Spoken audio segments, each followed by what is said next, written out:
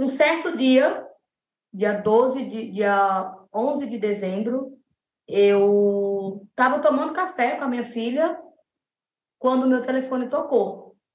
Era a filha dela que estava me ligando e ela estava tão desesperada que ela não conseguia me explicar. Ela tem 11 anos.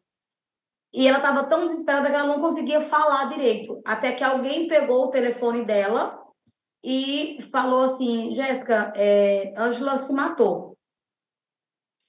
E naquele momento, recebendo aquela informação daquele jeito, a primeira coisa que veio na minha cabeça foi: ela fuma desde os 13 anos de idade. Falei, ela deve ter descoberto um câncer, alguma coisa na saúde dela, sei lá, e pensou que a minha mãe não ia suportar passar por isso com ela e se matou. Foi a primeira coisa que veio na minha cabeça. Em alguns minutos eu me desesperei, alguém voltou pro telefone e falou: "Não, Jéssica, ela tá respirando. Ela tá respirando. Calma, levar ela com vida." E aí a minha mãe que encontrou ela, minha mãe falou que ela ligou, minha mãe tinha saído para a rua, acho para resolver alguma coisa, eu tinha ido trabalhar, não lembro o que a minha mãe tinha ido fazer. Por volta de 9h30 da manhã, ela ligou para minha mãe e falou: "Mãe, vem para casa que eu vou no hospital me consultar porque eu tô com uma dor muito grande na minha perna."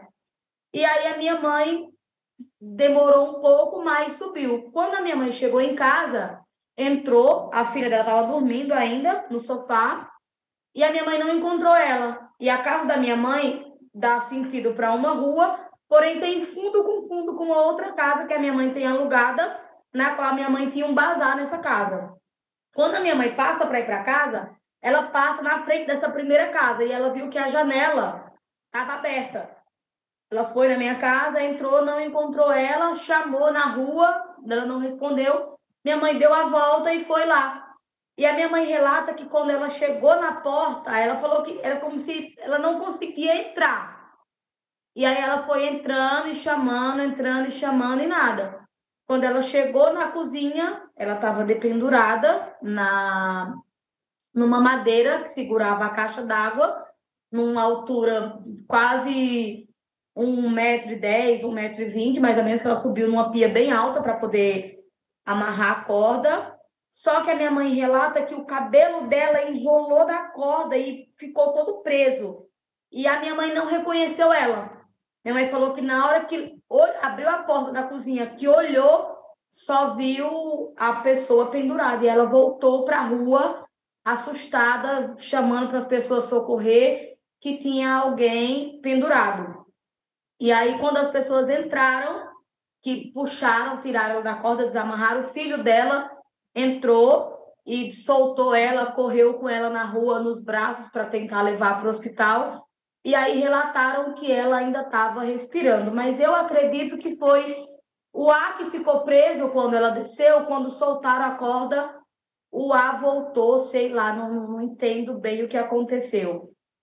E ali começou as perguntas, o porquê, o que levou aquilo, como foi, o que foi. E a minha mãe sempre falava: "Não, ela tá viva, falaram que ela tá viva." Mais ou menos uns 20 minutos depois, minha mãe ligou de novo e falou assim: "Jéssica, me enganaram, ela não estava viva, não. Ela já está morta." E aí eu comecei a saga de procurar passagem para vir embora. E alguns amigos procurando junto comigo, cada um ia num site diferente procurar. E quando foi por volta das 2h da tarde, a minha prima me ligou e falou assim: "Jéssica, a gente não tem dinheiro para enterrar a Ângela." Aí eu falei: "Como assim?" Por que eu questionei? Porque a minha mãe, há menos de um ano atrás, minha mãe tinha recebido uma quantia significativa de precatória da prefeitura, de um processo dela que rolava de muitos anos.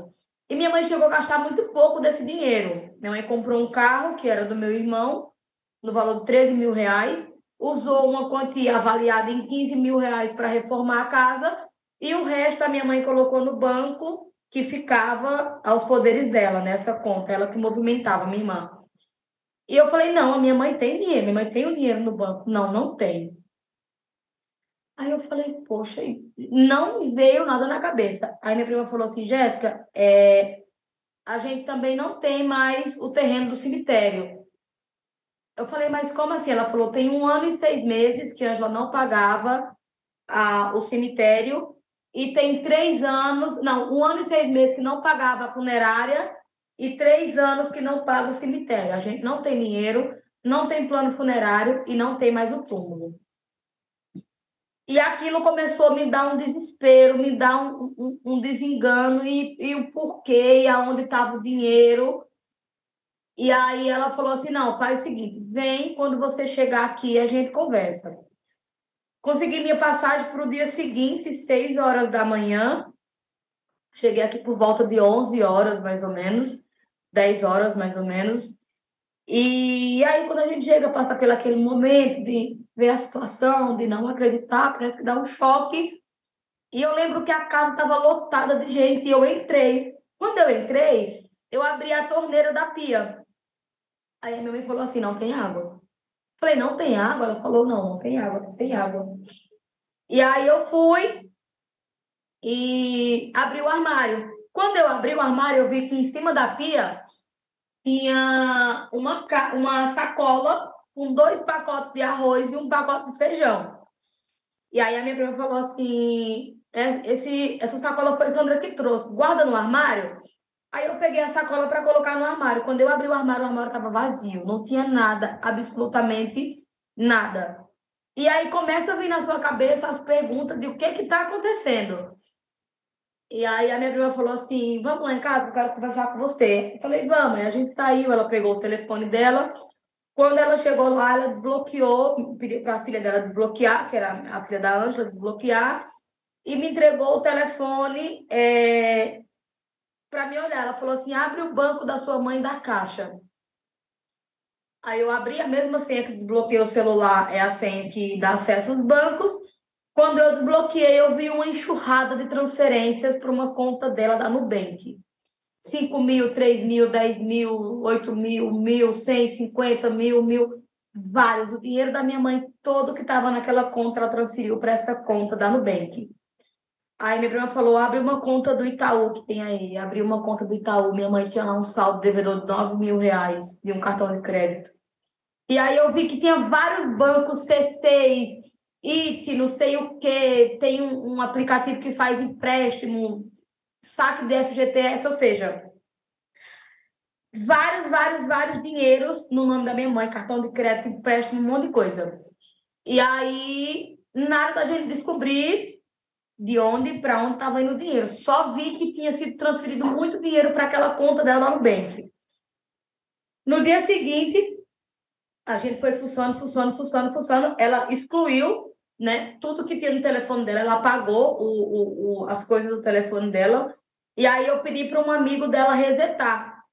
Quando ele resetou, voltou um grupo da Blazer. Tinha lá Ângela Camilo VIP. O nome do grupo era o nome dela. E tinha ela e mais 2 pessoas. E aí voltaram algumas conversas.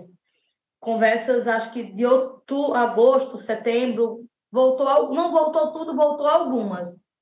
E aí eu fui lá para o começo e comecei a olhar. Aí ela fala, eu ganhei 50, eu abri o meu aplicativo e tinha 50 mil reais, mas esse dinheiro sumiu, daqui a pouco tinha uma barra de saque para mim completar essa barra para poder sacar. E aí eu fui vendo as conversas. Quando eu vi esse grupo da Blazer, eu vi que tinha alguma coisa relacionada com a Blazer. Foi aí onde eu fui na lupa dos aplicativos dela e encontrei o aplicativo da Blazer. E tem um primo meu que estava jogando também, eu chamei ele em casa para ele me mostrar como que mexia ali. E aí eu falei, me mostra os depósitos. Quando ele abriu a página de depósito para mim, eu encontrei um único depósito, vários, mas um depósito me mexeu muito comigo. Foi um dos primeiros que eu encontrei, de 100 mil reais. Quando eu vi aquele depósito, não era nem próximo do que a minha mãe tinha guardado. Minha mãe tinha recebido cerca de 74 mil reais só. Quando eu vi aquele depósito de 100 mil reais, eu falei, ela estava viciada em jogo e ela vendeu nossa casa.